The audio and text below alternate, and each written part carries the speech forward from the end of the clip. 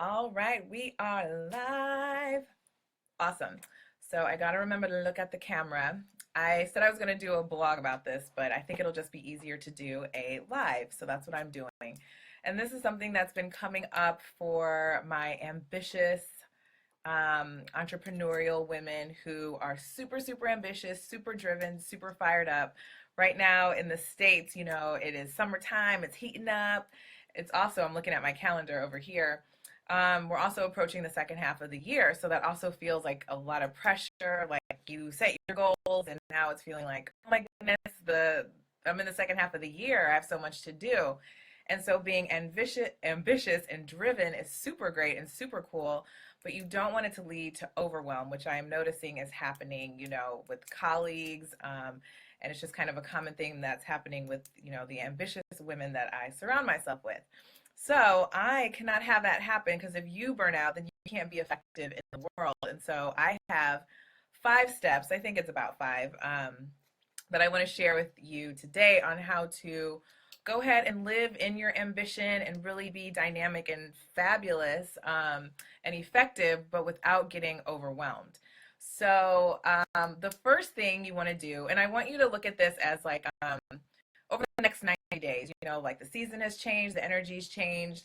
And instead of thinking you have to, make a difference forever, just think about over the next 90 days, what do you need to do to really reach your goal without getting overwhelmed?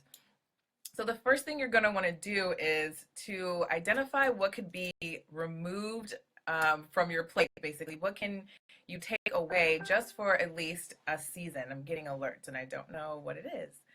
All right. So if you are, you know, entering into the land of overwhelm, then something's got to give, something's got to go, because what's going to happen is if you don't make that decision, it's going to be made for you somehow, whether, you're late on something or something just gets neglected. But if you can stay on top of it and in front of it, then you are able to prioritize the things that are truly important to you. And when you're ambitious, I know that it's super difficult to take things off your plate because it all feels really important. So that is step number one. To not getting overwhelmed, though, is to identify what can go.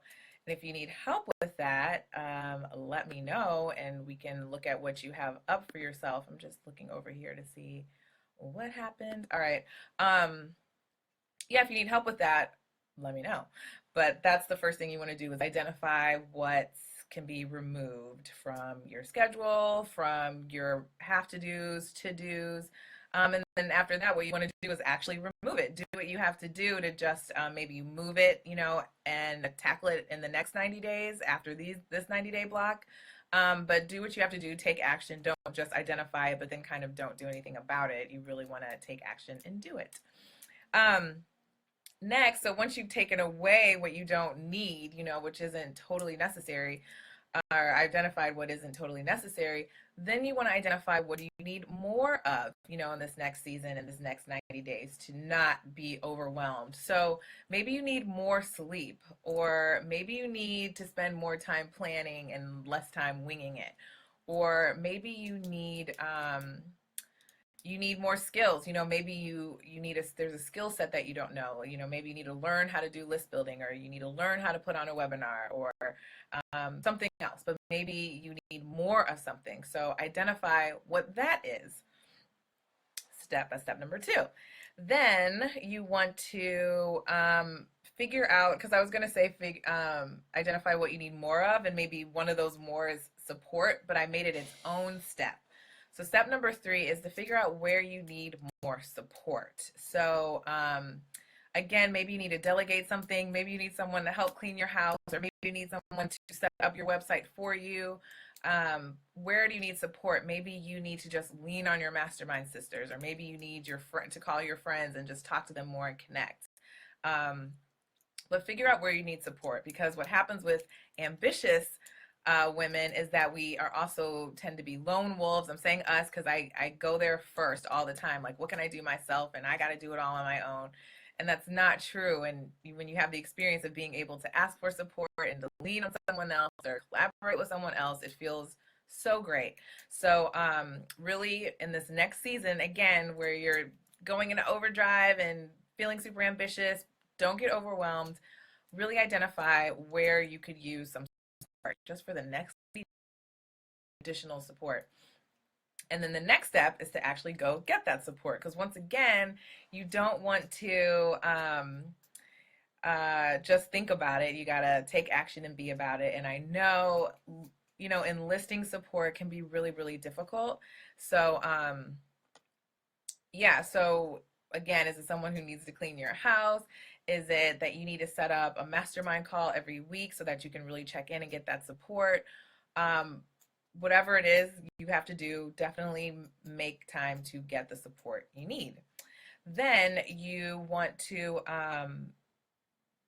I I skipped a step. Well, maybe I didn't write this down, but this is something else you want to do. You want to create, you want to schedule in some things that support what you're trying to create, right? So if you need more sleep, put it in your schedule so it makes sense and so that it's actually there. Or maybe you need to create a ritual around having a morning practice for the next 90 days so that you're really centered and really focused.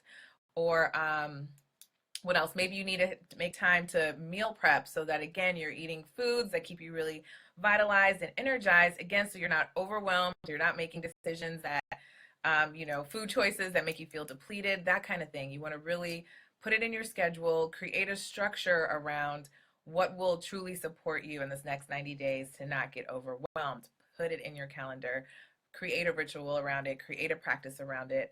That is your next step. And then last, and this is what I was just looking at, is that you want to be patient, because that is sometimes the hardest thing to do. And the patience is that you have already been planting seeds, likely, especially if you're ambitious. There's no way that you haven't been. You've been, working your steps. You've been, setting your goals and taking action and being amazing and ambitious and driven.